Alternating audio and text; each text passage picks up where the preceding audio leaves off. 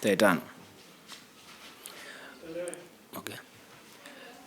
Ndugu waandishi wa habari na umma wa Tanzania kwa ujumla, kwa majina naitwa Victor Baleke, ni mwenyekiti wa baraza la vijana wa Chadema kanda ya Nyasa, kanda yenye mikoa mitano, mkoa wa Rukwa, mkoa wa Songwe, Mbeya, Njombe pamoja na Iringa.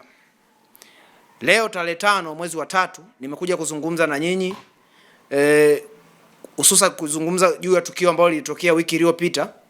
Tulimsikiliza RPC kwa maana ya kamanda wa polisi mkoa wa Iringa akifafanua au akitoa tuhuma nzito ambazo zilikuwa zinamkabili mwenyekiti wetu wa mkoa anayeitwa Ibrahim Yovera na wenzake wawili. Leo tumekuja kwa maana moja. Tumeyasikiliza maelezo ya RPC, lakini tulikuwa tunajua ndani ya wiki labda wanaweza wakawa wamefanya jambo lolote. Lakini na sisi tulijipa muda mkubwa wa kufanya tafiti ili tujue ukweli wa hili jambo ukoje. Mwenyekiti wetu wa mkoa wa Bavicha, Kamanda Ibrahim Yovera, ni mtu mkazi wa Iringa mjini. Mnamo tarehe 9 ya mwezi wa 2, katika eneo analofanyia biashara, kuna watu walimkamata mtu waliokuwa wanamsuspect kwamba ni mwizi. Baada ya kumkamata, walikuwa wanampiga, kwa maana ya kwamba raia wenye hasira kali walikuwa wanampiga huyo kijana. Ibra kwa sababu ya kujuana na askari aliwapigia simu askari kuwaomba msaada waende wakamsaidia huyo kijana. Lakini baadaye askari walifika, wakaoneshwa huyo kijana, akawapa ushirikiano, wakafanikiwa kuondoka na huyo kijana. Tumeambiwa walikuwa ni vijana wawili. Lakini ilipofika tarehe 10 ya mwezi wa 2, majira ya asubuhi saa 3, tunaambiwa na watu waliotupa taarifa kwenye hilo eneo la Ipogolo kwamba huyo kijana aliyepigwa jana na watu wenye hasira kali alipoteza maisha. Baada ya kuwa amepoteza maisha, hiyo ni tarehe 10 saa 3 asubuhi. Tarehe 10 hiyo muda wa baadaye, kwa maana ya saa 10, mwenyekiti wetu wa Bavicha alipigiwa simu na askari kwamba akaripoti kituo cha polisi kwa mahojiano.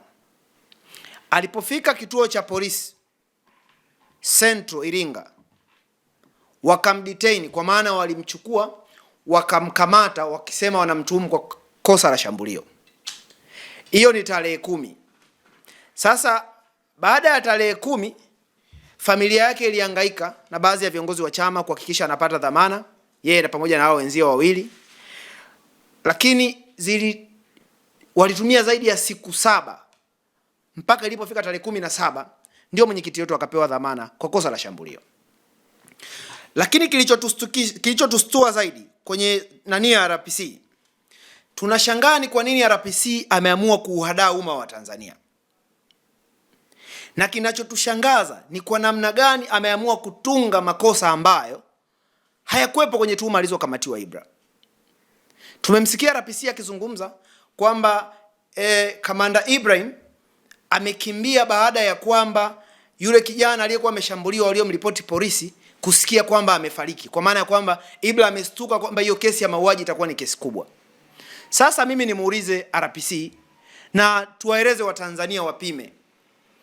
Huyu kijana ambaye wanasema ameuawa, aliuawa Ibra akiwa bado hajakamatwa. Na ameuawa kwenye mikono ya jeshi la polisi. Sasa kama wanasema Ibra ni mtu alishiriki kesi ya mauaji, ni kwa nini walimdhaminisha hiyo tarehe 17? Kwa hiyo tunamtaka RPC atueleze ni kwa nini anataka kuwadaa umma, ni kwa nini anaongea uongo ambao kwa mujibu wa sheria za jeshi la polisi, kwa mujibu wa sheria za mwenendo wa makosa ya jinai, kama ni kosa la mauaji, sheria zetu zinasema mtu hawezi kupata dhamana. Ni kwa nini walimdhaminisha? Lakini tukienda mbali zaidi, hiyo tarehe 18 ambayo tunasema mwenyekiti wetu amepotea, tarehe 18 ndio siku aliyopangiwa, the day after bail, yani siku ya dhamana, kesho yake akaambiwa akaripoti. Alipofika kwenye kituo cha polisi Central, alikuwepo yeye na hao vijana wawili, lakini walikwenda kwa bajaji, kwa maana ya bajaji ya kukodi. Walipofika Central, bajaji aliwashusha, wakaingia kituo cha polisi Central. Walivyoingia kituo cha polisi Central, ndio mwanzo na mwisho wa Ibra kuonekana tena mtaani. Sasa tunashangaa RPC anatoka hadharani anasema kwamba Ibra akwenda kuripoti kituo cha polisi Central. Tunataka tumuulize ni kwa nini anazungumza uongo, na kama amepotoshwa tunamlai kukosea sio jambo, arudi afuatilie viongozi wake waliompa hizo taarifa. Na kwa mnaofahamu, kituo cha polisi Central Iringa kimezungukwa na watu. Upande mmoja kimezungukwa na Central na soko, upande mwingine kina hospitali ya rufaa, upande mwingine kina jeshi la zimamoto. Sasa sio kitu kimetokea kwa kificho, na tunao watu ambao wamemshuhudia Ibra akiwepo Central Polisi. Kwa hatua za mbele tutawaleta ili watoe maelezo kwamba walimuona Ibra akiripoti, na RPC atuambie ni kwa nini anadanganya kwamba Ibra kwenda kuripoti. Lakini ambacho tunakiona kwa RPC wa Iringa, ikiwa RPC anadai kwamba hawashikilii, basi kwa tafsiri nyepesi anakiri kwamba mkoani Iringa sio mkoa salama kuishi. Vituo vyake vya polisi sio sehemu salama kwenda, kwa sababu huyu mtu amefika Central Police kwa ushahidi ambao upo, na hata mpelelezi wake wa kosa tumezungumza naye, anatuambia Ibra alikubaliana naye wakutane saa 2. Mpelelezi anasema nilichelewa. Nilipofika saa 4, yeye mpelelezi alifika saa 4 Central. Akaambiwa na askari wenzie kwamba huyo kijana alikuwepo hapa. Kwa hiyo tunachokiomba jeshi la polisi kupitia kwa RPC wa Iringa watoke watueleze, wajibu hayo mambo ambayo tunawaambia kwamba ni kwa nini walimdhaminisha mtu alikuwa anasema ameua, lakini cha pili, inawezekanaje mtu akapotea kwenye mikono ya jeshi la polisi kwenye kituo cha kati Central Iringa. La mwisho sio kwa umuhimu, ukisoma sheria ya jeshi la polisi pamoja na katiba ya Jamhuri ya Muungano wa Tanzania, moja ya majukumu makubwa ya jeshi la polisi ni kulinda usalama wa raia na mali zao. Na katiba yetu ibara ya 14 iko very clear, imeeleza kila mtu anayo haki ya kuishi, kupata hifadhi ya maisha yake kutoka kwa jamii kwa mujibu wa sheria. Sasa matakwa yetu ni nini?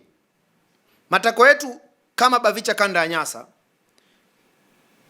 kutokana na ukimya huu na kauli ya mashaka na ya upotoshaji iliyofanywa na RPC, kamanda wa polisi, kamanda Bukumbi wa mkoa wa Iringa, Bavicha Nyasa tunatoa msimamo ufuatao.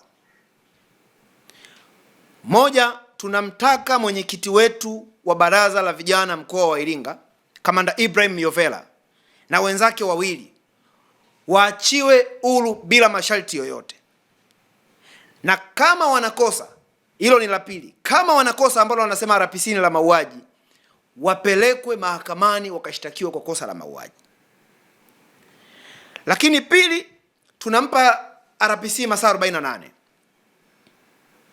Kama atashindwa kufanya hili jambo, sisi kama Bavicha kanda ya Nyasa tumejipanga, tutakwenda ofisini kwa IGP kuzungumza juu ya hizi taarifa na uongo uliotolewa na RPC wa mkoa wa Iringa kufuatia tukio la kutekwa au kukamatwa kwa ndugu yetu akiwa kwenye kituo cha polisi Central.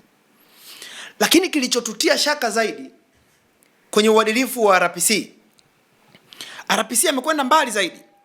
Anamtuhumu mwenyekiti wetu wa baraza la vijana mkoa wa Iringa, kamanda Ibrahim Myovela, kwamba polisi mwanzo walikuwa wakimtafuta kwa makosa ya kuchochea vurugu ya maandamano ya uchaguzi wa 2025. Lakini anasema Ibra alikuwa na mipango ya kuweka sumu kwenye vyanzo vya maji.